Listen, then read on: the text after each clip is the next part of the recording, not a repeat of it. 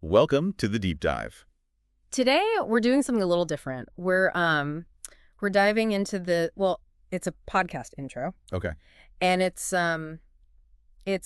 using the Garden of Eden as Yeah. like a foundation for spiritual kind of like exploration, I guess. I see. Yeah. So, like, what kind of insights are they hoping to get from that? Yeah, so that's what we're gonna unpack all that. It's called Wisdom in the Garden, this little intro. Wisdom in the garden. Okay.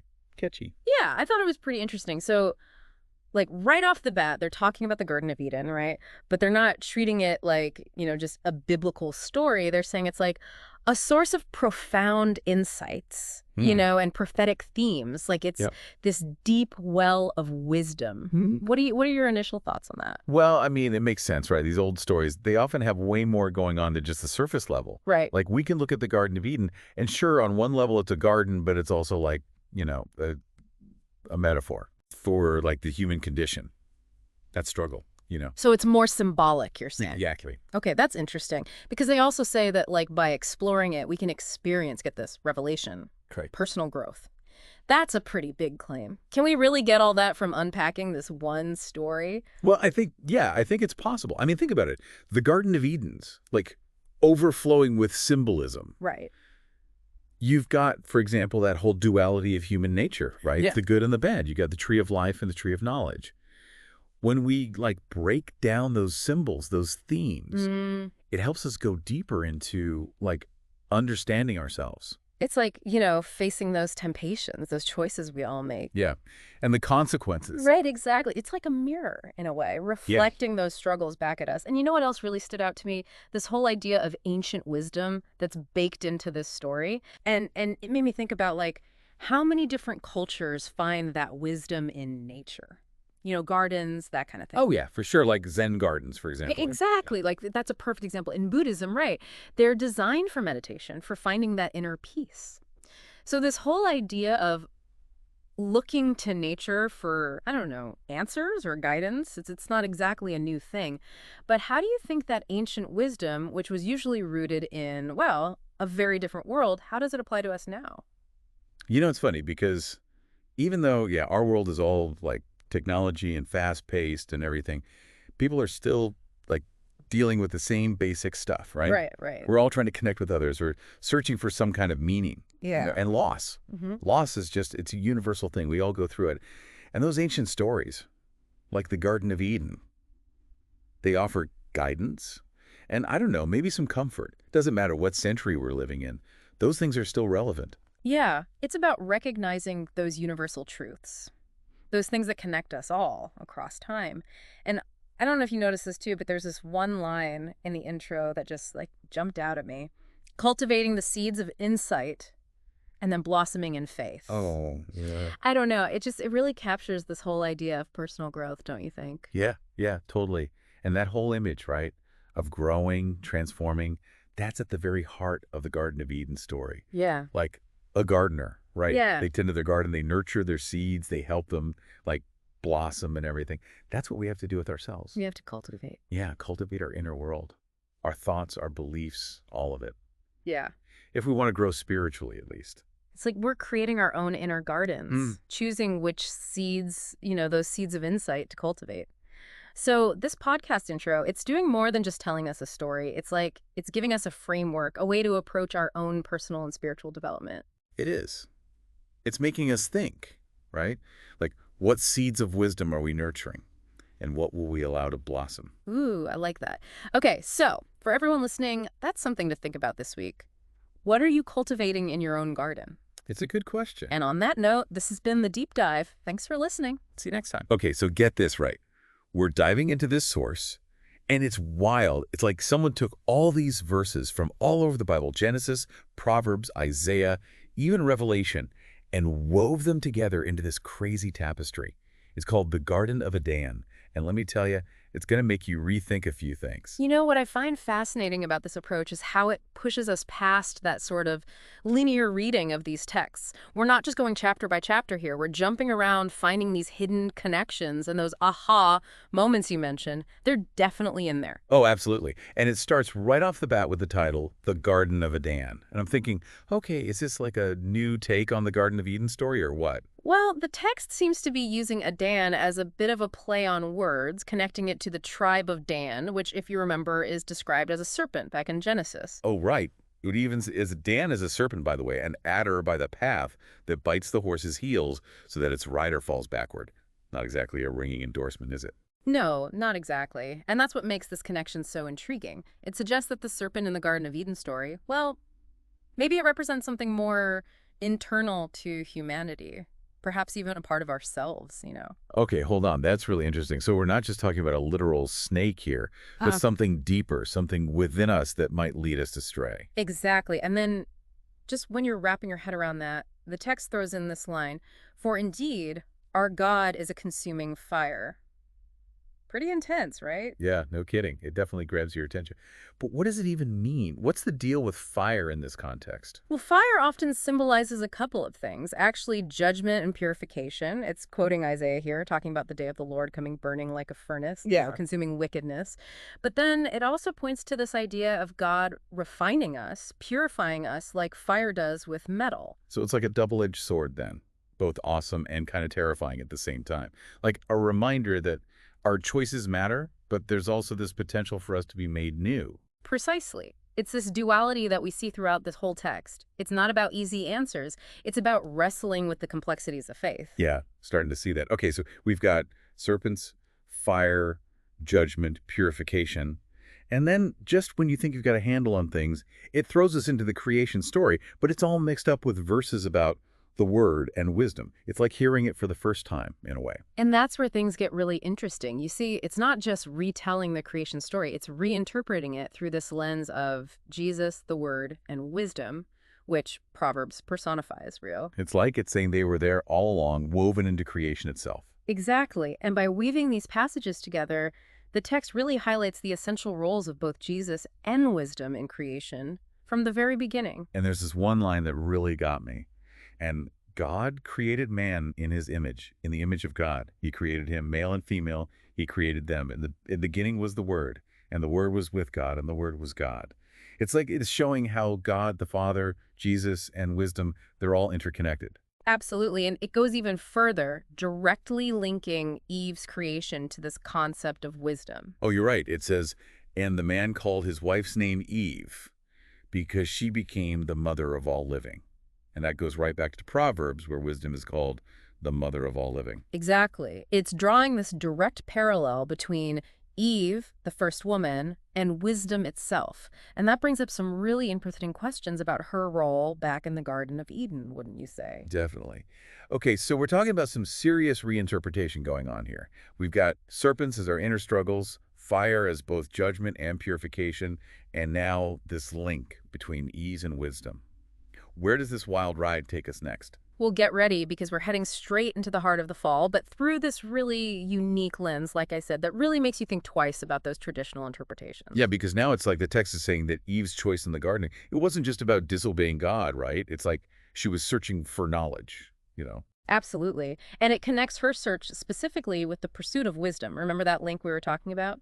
Eve as the mother of all living, and wisdom being described the same way in Proverbs. Right, right. So it's like her desire for knowledge was actually what? A yearning for wisdom, even if it didn't work out so well. Exactly. The text even emphasizes that desire. It says, "And the woman saw that the tree was good for food, that it was pleasant to the eyes, and a tree desirable to make one wise." It really underlines that Eve wasn't just being rebellious. She was trying to gain a deeper understanding. It makes you think about how much humans crave knowledge, right? Meh. We all want to understand things, figure out how it all works. But this story, it's like a cautionary tale showing us how that pursuit can backfire, especially when it leads us away from God. It really is. And what's interesting is this text, it doesn't shy away from the tough questions, It doesn't give us these simplistic answers. Instead, it gives us this really complex view of the fall, this idea that even in disobedience, there's this element of seeking something greater. It makes you really stop and think about choice, the appeal of knowledge, and how we reach true wisdom. It's not always a straight line. So what about Adam in all of this? I mean, he's a big part of the story, but the text says, "And Adam was not deceived, but the woman, having been deceived, fell into transgression." So does that mean Adam knew exactly what he was doing? It does seem to suggest that he made a conscious choice, knowing full well what could happen. Wow. So it wasn't just Eve who messed up. Adam made his own choice. And it sounds like it was deliberate. And if you look closely, the text offers a possible explanation for his choice, and it's a powerful one. Love for Eve. Maybe he couldn't bear the thought of a life without her, even if it meant leaving the garden. Oh, man, that's tough. But you know what? It's relatable, too. We make choices based on love all the time, even if deep down we know they're not the best choices. It adds another layer to the fall, doesn't it? It makes it tragic, but also more human, more real. It does. And that exploration of human nature, our choices, and what happens afterward, that's a major thread throughout this whole text. And speaking of what happens afterward, this is where things take another turn. The text introduces this really thought-provoking idea: weakness as a path to strength. Now, it's interesting because usually think of the fall as being caused by weakness, right? Like they messed up because they were weak. Yeah, that's the traditional take. Yeah. But this text flips that on its head. It pulls in verses from Corinthians where Paul says, "My power is perfected in weakness." It's saying that through our weaknesses, our failures, that's how we come to rely on God and find true strength, the kind of strength that comes from recognizing our limits and leaning on something bigger than ourselves. So it's not about never failing, never messing up, but recognizing we need God and letting him work through our weaknesses. Exactly. And this ties right back to the idea of repentance, which is emphasized so much in this text. It's not enough just to admit we're weak. We have to turn back to God, seek forgiveness, and ask for guidance.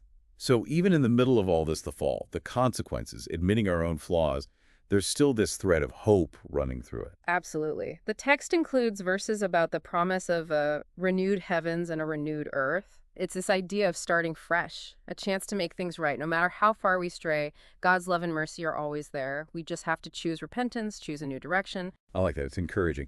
But we're not quite done yet, are we? This tapestry of biblical verses, it still has more to show us. Where does this deep dive take us next? It's really something else. It's like we're connecting these dots between all these different parts of the Bible, parts that didn't seem connected before. We talked about serpents, fire, creation, the fall. And now, out of nowhere, it's like the text takes this sharp turn and we end up in Revelation with that church in Laodicea, the one that's called lukewarm. Oh, yeah. That's a powerful passage. Remember what it says. "I know your works, that you are neither cold nor hot. I would that you were cold or hot. So because you are lukewarm and neither cold nor hot, I am going to vomit you out of my mouth." That's about as direct as it gets, wouldn't you say? No kidding. But how does this even fit with everything else we've been talking about? We've gone from Adam and Eve to creation and repentance, and now we're in the New Testament with this church getting like a cosmic reality check. It all ties together, believe it or not. Remember how the text earlier kept bringing up that idea of first love? Like, it talks about the church in Ephesus abandoning their first love, even though they were outwardly doing all the right things. Oh, right. It's all coming back now. It wasn't just about going through the motions. It was about that initial spark, that passion that had gotten lost along the way. Exactly. And that's where this Laodicea passage comes in. It's like both these churches are being called out for losing sight of the heart of it all, that deep, unshakable love for God that should be behind everything we do.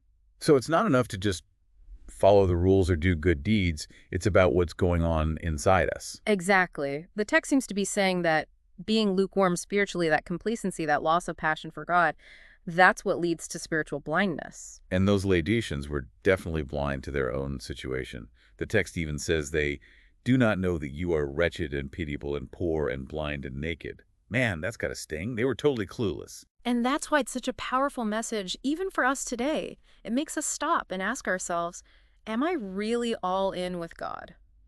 Or have I become complacent? Have I lost that first love? When I think about it, that's probably the biggest thing I'm taking away from all of this. This whole journey through the Garden of Eden, It's not just about ancient texts, it's about how we live our lives today. It's about taking a hard look at ourselves, asking those tough questions, and making sure our faith is real, not just going through the motions. Couldn't have said it better myself. This text pushes us to confront our own blind spots and work towards that deeper, more genuine relationship with God. And never forget that finding God, really finding Him, means being honest with ourselves, admitting our weaknesses, and keeping that fire for God burning bright. Well said. And as we finish up this deep dive into the Garden of Eden, let's all keep exploring, keep asking questions, and never let that fire for God die out. Because it's in those moments of searching, questioning, even wrestling with our faith, that's when we often stumble across those amazing truths. Ever feel like, you're just bombarded by like endless information every day, Oh, yeah. and you're trying to sift through it all and find like those real nuggets of like lasting wisdom? Right. It can be, It's a challenge. it's a real challenge. Yeah. What if I told you there's this really kind of surprising map Okay. kind of hidden within this really ancient story, Right. the Garden of Eden? That's what's so fascinating about this deep dive we're going to do. Okay. We're exploring this unique perspective, I think, on wisdom. Okay. Using the Garden of Eden, not just as like, a biblical tale, Right. but as this really powerful metaphor, I think, Okay. for our own journeys of understanding. Yeah, and I love that you call it a journey because it's not like you just arrive at wisdom. Right. One Right. day. Right. It's something you're constantly working on. So we're diving into it's actually a podcast outro Okay. from a podcast called Fittingly Wisdom in the Garden. And you know how like outros often leave you with something to ponder? Yeah. Well, this one hits you with this idea Okay. that the Garden of Eden isn't just a story. Okay. It's a call to action. And that's where I think this metaphorical garden really starts to, I think, to bloom. Yeah. Because gardens require Okay. careful tending, Yeah. weeding out, the bad ideas, Right. planting seeds of, real knowledge and Mhm. nurturing that understanding. Yeah. It's an active process. It's not passive at all. So if we think about our own lives as these gardens, Okay. what kinds of seeds should we be planting? Yeah, that's a great question. I mean, is it just reading books? Well, Or is it more than that? yeah, that's certainly a start, right? Reading can expose us to so many different ideas and perspectives. Yeah. But it's definitely more than that. I think it's about seeking out diverse perspectives, Right. not just reading things that we agree with, Right. but actively looking for viewpoints that challenge our assumptions. Yeah. Get out of that echo chamber. Exactly. And I think it's also about embracing those aha moments. Yeah, those moments of insight. And sometimes they come Yes. when you least expect them. Absolutely. Sometimes those are the best kind. Yeah. This makes me think about a line from the outro that really struck me. Relationship with the divine and with one another. Yeah. So if the garden represents this state of harmony, Okay.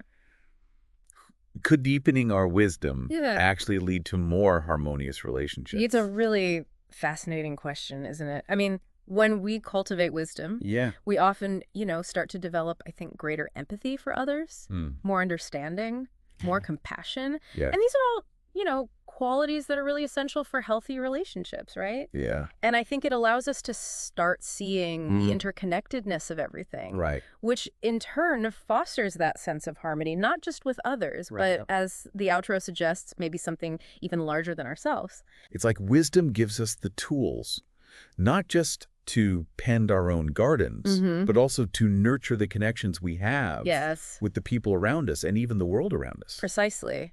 And that brings us, I think, to the outro's final Yeah. and I think really powerful image, which is keep nurturing your garden of faith and wisdom. Yeah, I love that. It's an active thing. It's a call to action. Keep nurturing. Which makes me wonder, is there like an inherent link Mm-hmm. between faith and wisdom? I mean, are they two sides of the same coin? Right. Or are they separate paths that just kind of ultimately lead to Right. similar destinations? That's an interesting thought. It's a great question. Yeah. I don't know if I have the answer to that, Yeah. but it's something I think worth pondering for sure because they do seem very intertwined in a lot of ways. Yeah. Perhaps faith in its own way is a seed of wisdom, Okay. providing us with like a framework or a foundation for understanding, our place in the grand scheme of things. So we've spent all this time exploring this idea of the Garden of Eden Right. as this really amazing metaphor for cultivating wisdom. Right. But what if we took it a step further? Literally, like literally went outside. Yeah. And What if we took it literally? interesting. What if we stepped outside our doors? Yeah. And we spent time in nature, Okay. observing its cycles, the cycles of growth and decay, Right. the resilience that we see all around us in nature, the adaptability. Could that actually provide insights for our own journeys of understanding? Yeah, I think so. Could time spent in a real garden Right. actually nurture our metaphorical Yes. wisdom gardens? That's a beautiful thought. Yeah. I mean, it makes you think maybe the wisdom that we seek isn't just found in books and theories and, lectures, but also maybe it's woven into the very fabric of the natural world. Yeah. It's all around us. It is. It's just waiting for us to tap into it. Ex- Well, that's something I think we can all consider Absolutely. as we step out into Yeah. our own gardens, Right. whether they're metaphorical or otherwise. That's a great thought to leave people with. Well, until next time, everyone, Yes. keep cultivating those curious minds, Keep learning. and we'll see you on the next deep dive. Sounds great.